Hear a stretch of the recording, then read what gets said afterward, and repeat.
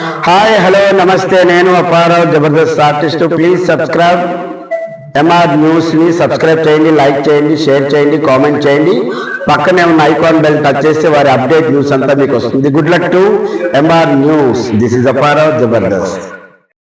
చెట్టుకే రాళ్ల దెబ్బలు ఉంటాయి. పని చేసే వ్యక్తి మీద ప్రెజర్ కూడా ఉంటుంది.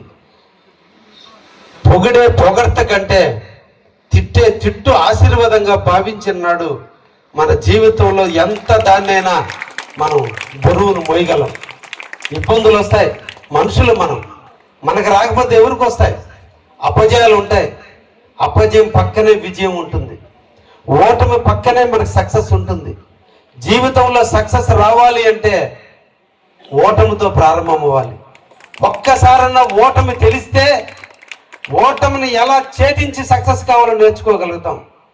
అన్ని కూడా చిన్న వయసులోనే కష్టాలు రావాలి మనిషికి.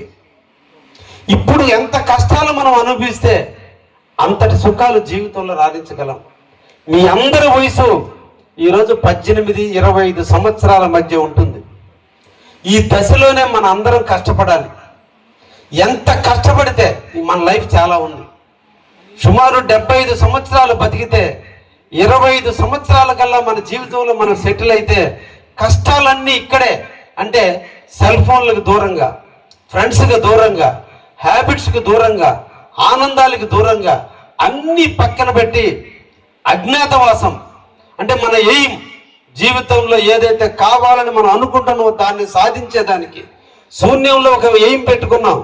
ఏదో ఒకరోజు కార్పొరేట్ కళాశాల, కాలేజీలో, కార్పొరేట్ హాస్పిటల్లో ఒక మంచి నర్సుగా ఉండాలనుకుంటున్నాం, లేదంటే ఒక ఫ్యాకల్టీలో టీచర్గా ఉండాలనుకుంటున్నాం.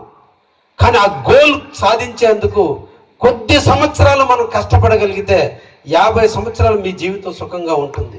రేపటి సుఖం కోసం, రేపటి వెలుగు కోసం ఇప్పుడు కష్టపడ్డా పర్లే, ఇప్పుడు అవమానాలు పడ్డా పర్లే, ఇప్పుడు సమస్యలు ఎదుర్కొన్నా పర్లే, ఇప్పుడు ఇబ్బందులు ఎదుర్కొన్నా పర్లే.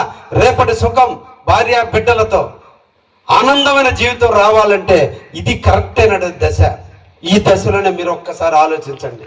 చాలా మంది చెడిపోయేటువంటి దశ ఇది.